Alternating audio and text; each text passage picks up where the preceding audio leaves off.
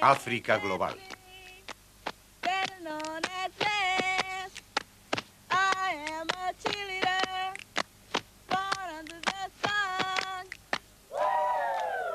Los sabios han dicho, conocer quién eres es el comienzo de la sabiduría.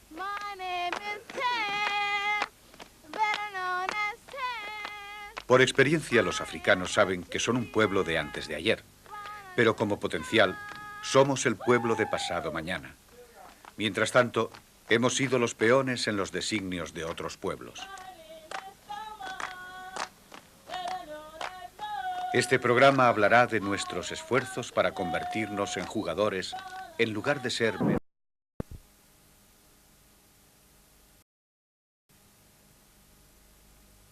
esta hermosa ciudad. ¿Estamos ante unos linchamientos con acento francés?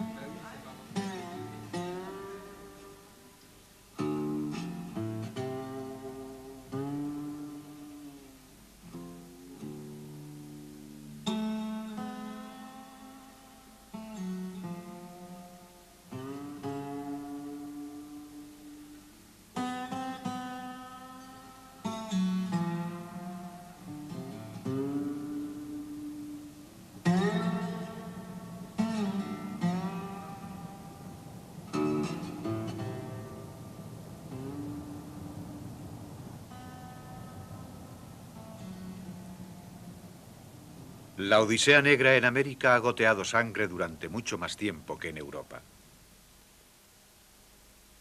Abraham Lincoln lanzó su proclama de emancipación para liberar a los esclavos. Sin embargo, durante generaciones, los negros continuaron sufriendo bajas a causa de la violencia racial blanca.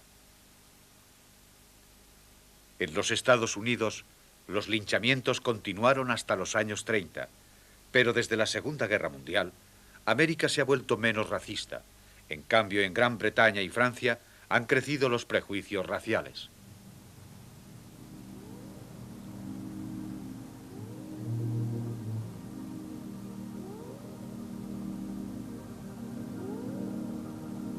Los Estados Unidos aún distan mucho de ser los paladines de África y del tercer mundo.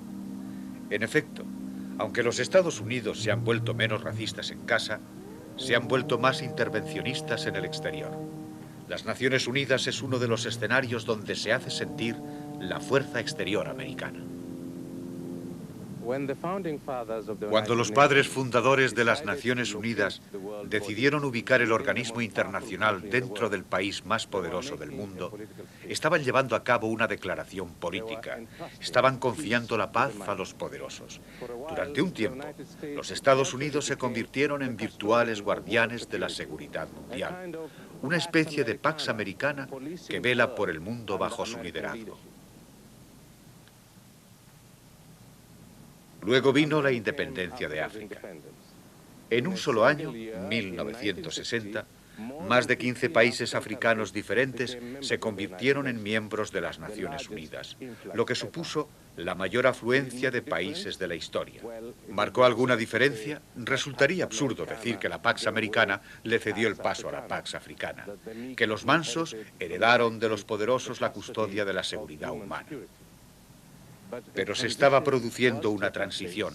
La antorcha estaba pasando a una nueva generación de naciones nacidas en este siglo y endurecidas por largas y amargas privaciones. Aquí, en las Naciones Unidas, se está revisando la agenda del orden mundial y a los poderosos no les gusta lo más mínimo.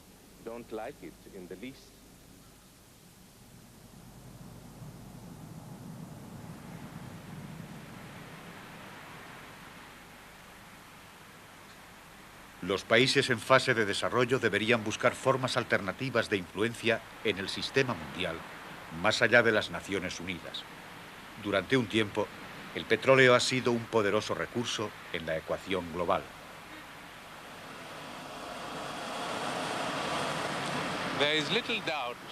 Existen pocas dudas respecto a la importancia del Islam como fuerza en la economía política del petróleo en todo el mundo. Casi podría afirmarse que donde hay musulmanes y hay arena, es posible que haya petróleo. Naturalmente, esta es una afirmación exagerada, pero a veces suena como si se tratase de una ley de la naturaleza. En efecto, la mayoría de los miembros de la Organización de Países Exportadores de Petróleo son musulmanes. Entre los grandes exportadores de petróleo, las sociedades musulmanas son generalmente protagonistas. Y la mayor y la más rica de todas ellas posee también la custodia de los lugares sagrados del Islam, la Meca y Medina. Pero he aquí la duda. ¿Está Alá, está Dios enfadado con los musulmanes o está complacido con ellos? El petróleo es una bendición o una maldición. Argelia lo ha convertido en una bendición haciendo de él la base de su desarrollo. Por otra parte, hay muchos países ricos en petróleo que se han quedado estancados, donde la sociedad opulenta se ha convertido en una sociedad indolente. Hay una tercera respuesta, la que ofrecen los fundamentalistas musulmanes. A cada generación se le da la oportunidad de restaurar las credenciales del Islam como fuerza global. Esta generación tiene el petróleo, que no es ni una maldición ni una bendición, sino una oportunidad histórica. Cuando Muammar el-Gaddafi llegó al poder en Libia en 1969, utilizó realmente el petróleo como esa oportunidad para mayor gloria de África, así como del Islam. Y se vio a sí mismo como heredero político del difunto presidente Nasser de Egipto y del liderazgo de este sobre los tres mundos del Islam, el panafricanismo y el panarabismo. Por su apoyo a los combatientes palestinos también heredó de Nasser el odio del mundo occidental. Para Occidente, Nasser era Hitler. A Gaddafi se le considera simplemente un terrorista.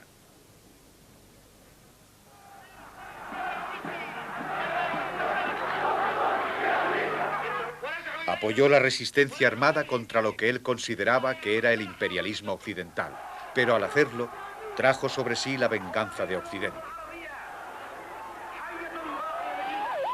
Las bombas americanas lanzadas desde el aire mataron tantos niños como las bombas terroristas dejadas en un aeropuerto. Las naciones civilizadas no pueden continuar tolerando, en nombre de su propio interés y de sus ganancias materiales, el asesinato de unos inocentes. Gaddafi merece ser tratado como un paria en la comunidad mundial. Apelamos a nuestros amigos de Europa Occidental y de otros lugares para que se unan a nosotros en nuestra tarea para aislarle. Gaddafi representa más que una opción política y también personifica una opción moral. Sus propias acciones y las respuestas de Occidente ponen de manifiesto la dualidad de las normas de ambos campos. Cada bando profesa la justicia de su causa y la emoción se interpone en el camino del entendimiento.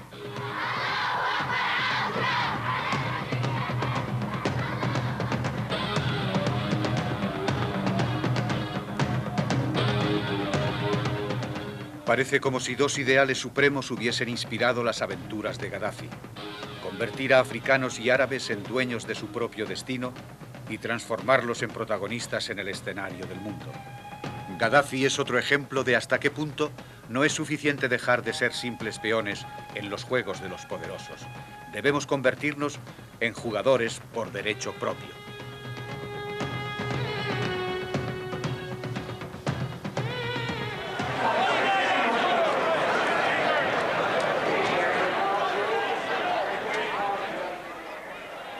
Más acusadas que las rivalidades militares son las económicas.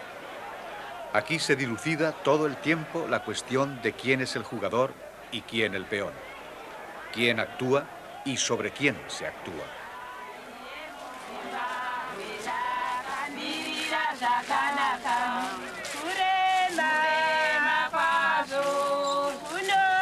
Dicen que la oferta y la demanda es tan importante para el capitalismo como el agua para la supervivencia humana. En África a nuestras mujeres las llamamos guardianas del agua. En Occidente las fuerzas ciegas del mercado son las que custodian la economía capitalista del mundo.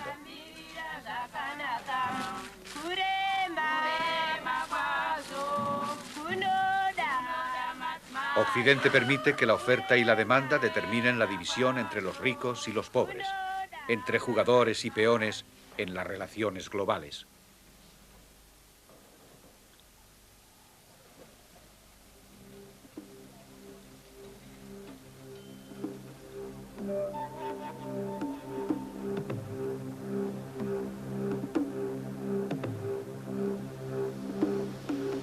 Si el primer peldaño en la escalera de la sabiduría consiste en saber quiénes somos, no hay duda de que el segundo es el de saber lo que tenemos y el modo de protegerlo.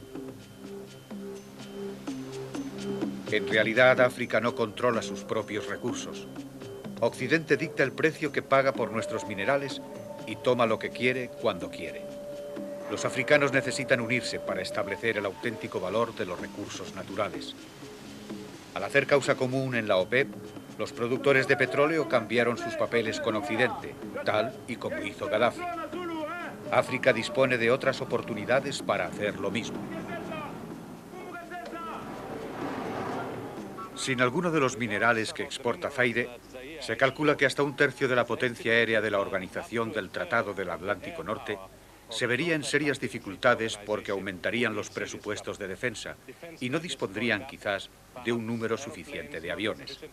También podría verse afectada la aviación civil. Si los aviones se volvieran costosos, es posible que incluso varias de las más importantes compañías aéreas internacionales tendrían que cerrar.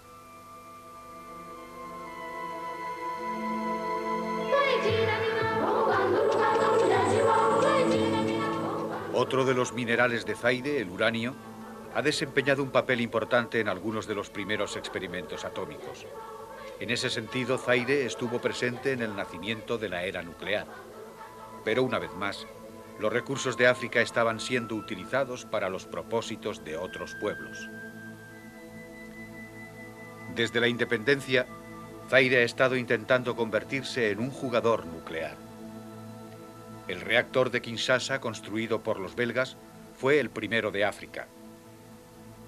En cierto sentido, Zaire ha estado refutando la presunción occidental de que la tecnología nuclear no es para africanos ni para menores de 16 años. La tecnología nuclear se encuentra mucho más avanzada en Sudáfrica que en Zaire. En esta sociedad racista se hace alarde de ella, pero no se comparte.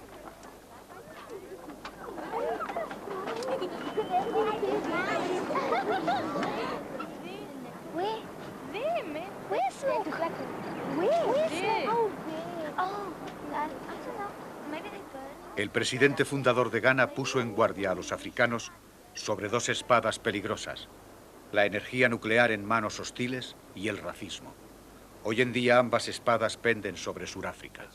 Eso es combustible de uranio y nosotros lo tenemos almacenado en bolsas en nuestro reactor nuclear en forma de barras combustibles. ¿Qué ocurriría si hubiese un escape de esos tanques?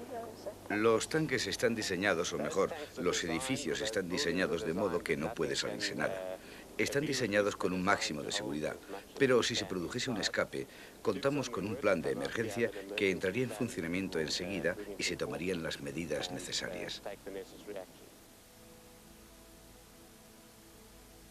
En el conflicto racial definitivo, las armas nucleares no podrían ser utilizadas internamente sin poner en peligro a los mismos blancos. Cuando termine la guerra, los negros heredarán la infraestructura nuclear más avanzada del continente. Y de las cenizas del apartheid surgirá una república gobernada por negros con unas convincentes credenciales nucleares.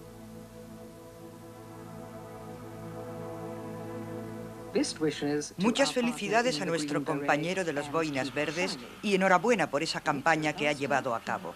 Que siga brillando su valor y su entrega.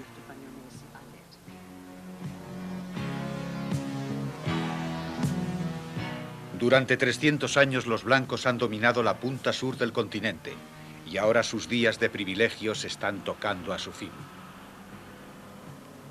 Tengo una carta que viene de Soleb y la escribe el sargento Dirk Lane. Le gustaría saludar a Anarchy Hagan y a su hija, y nosotros gustosamente le complacemos, haciéndolo en su lugar. África del Sur forma parte de la historia más larga del paso de peones a jugadores, de mansedumbre a poder. Es muy probable que los negros más humillados del siglo XX se conviertan en los más privilegiados del siglo XXI. Cuando termine el conflicto blanco-negro en Sudáfrica, el conflicto norte-sur en el mundo entrará en una nueva fase. La riqueza en minerales de África del Sur se convertirá en una palanca en la política de las relaciones norte-sur.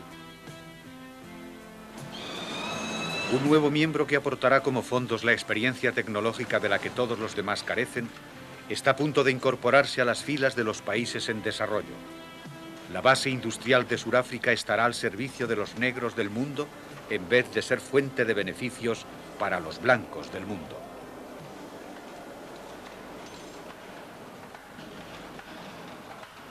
El hombre blanco ha disfrutado ya de más de lo que le corresponde.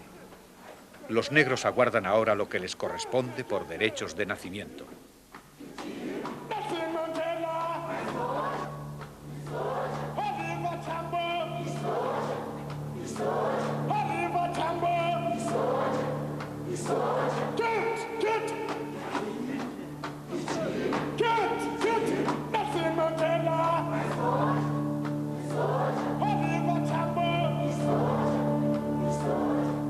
Cuando los héroes ausentes se conviertan en los gobernantes actuales, cuando se inviertan los papeles de los privilegios, los intocables de hoy serán los brahmanes de mañana.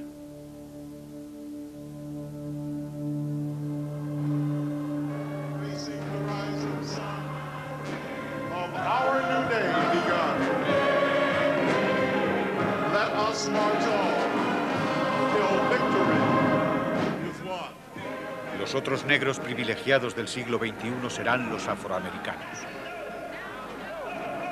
Ellos ejercerán su influencia en la nación más poderosa del mundo. La campaña de Jesse Jackson por la presidencia hizo nacer la perspectiva de la transición final de peón a jugador. La visión de un negro, futuro presidente de los Estados Unidos de América. Hay una pequeña y sosegada voz que me acompaña,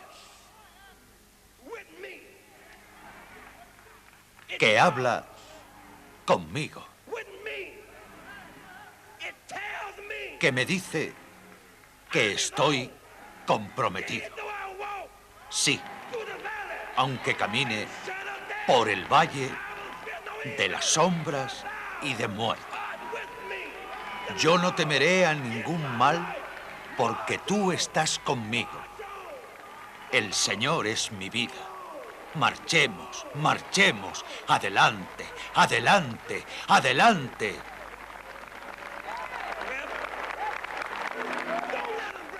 No permitáis que rompan vuestro espíritu. Permanezcamos más allá del poder que podamos tener. Y ni Herodes podrá detenerlo, ni Nabucodonosor, ni siquiera Reagan.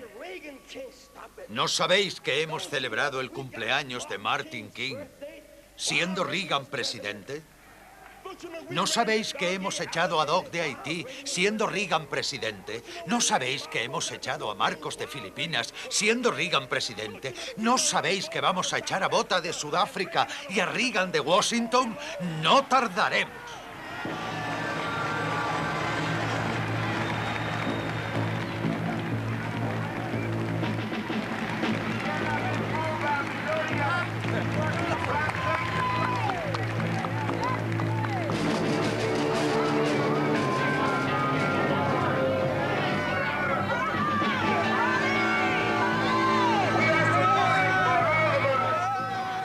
Un nuevo poder negro coexiste en este momento con la pobreza negra. Una ciudad americana tras otra ha elegido un alcalde negro. El alcalde de una importante metrópoli como Chicago controla millones en ingresos y miles de empleos.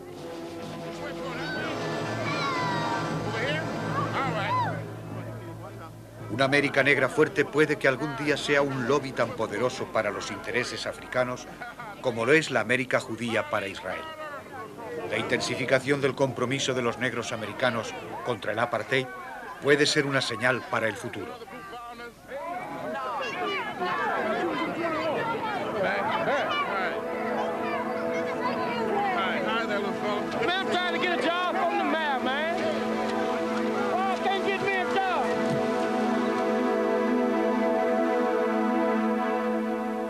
No puede haber una presión constante del lobby pro-África si no hay un mayor impacto de los negros en la vida económica americana.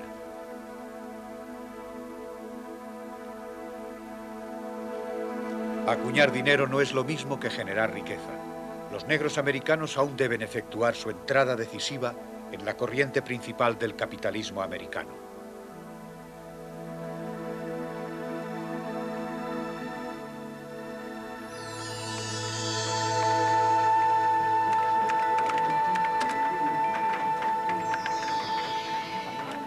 El acceso de los negros a la corriente principal de la tecnología americana también es una fuerza de relevancia potencial para África.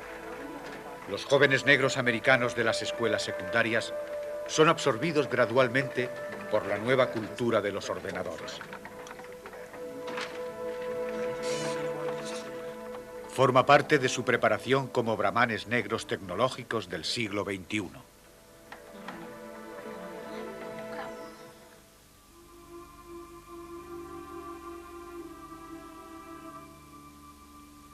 Es extraño cómo la marcha de la ciencia ha afectado a menudo a la imagen de África en el mundo.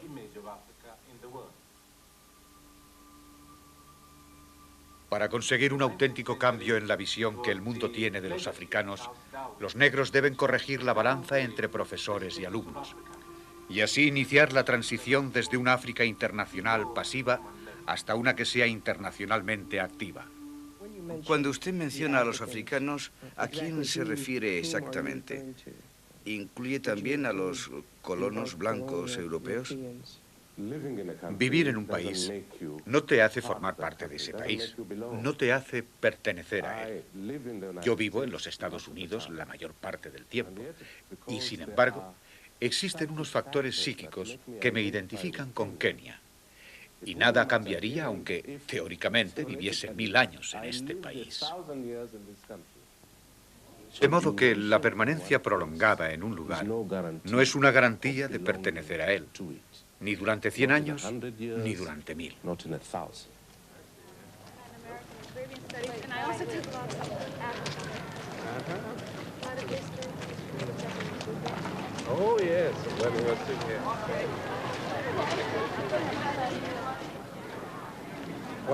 Uno de mis sueños más absurdos se refiere a la ayuda voluntaria, a jóvenes que presten una útil ayuda voluntaria, pero de África al mundo occidental.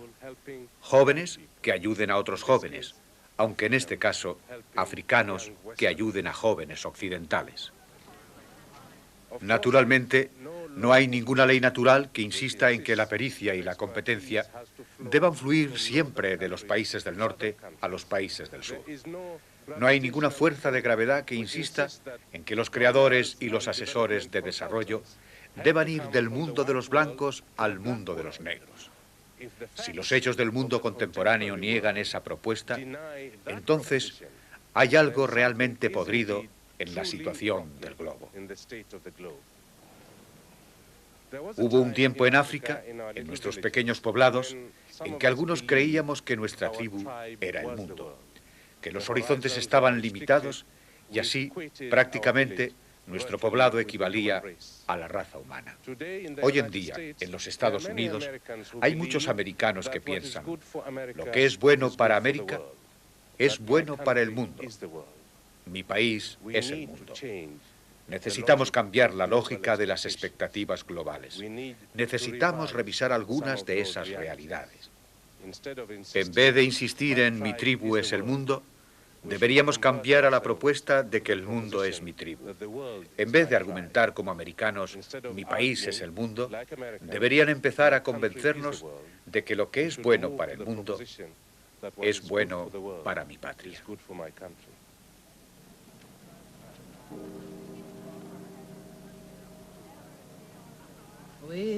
Hace mucho tiempo, cuando aún existía la esclavitud, había una mujer que había llegado a vieja sin haber tenido hijos. Así que fue y adoptó una niña. Y esa hija adoptiva, lo único que sabía era llamarla mamá, porque la anciana nunca le dijo su nombre a esa niña. Un día, enojada, se marchó y alguien le dijo: si quieres saber el nombre de la señora, vuelve a decirle a la señora que yo te lo he dicho. Ah, sí, los cangrejos se lo dijeron. La niña recogió el fardo y volvió corriendo a casa, y la anciana estaba en la puerta de pie y le dijo: pasa, hija. Y le dijo: todo lo mío es tuyo. Esa anciana estaba muy triste y yo viví con ella. Ya no recuerdo cómo se llamaba.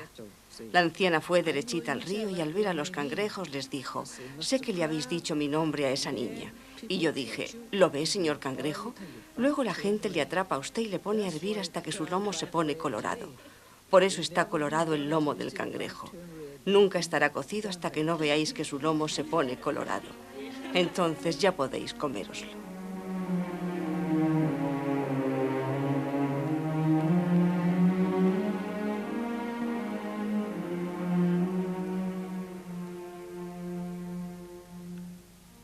El principio de la sabiduría es saber quién eres, acercarte y escuchar. Somos un pueblo de antes de ayer y un pueblo de pasado mañana. Mucho antes de los días de la esclavitud, estábamos todos en un enorme poblado llamado África. Después llegaron los extranjeros y se llevaron a una parte de nosotros, diseminándolos por los 4 rincones de la tierra. Antes de la dispersión, nuestro poblado era el mundo, era todo lo que conocíamos. Pero ahora estamos tan ampliamente diseminados que el sol nunca se pone sobre los descendientes de África. El mundo es nuestro poblado y pretendemos hacerlo más humano a partir de ahora mismo hasta pasado mañana.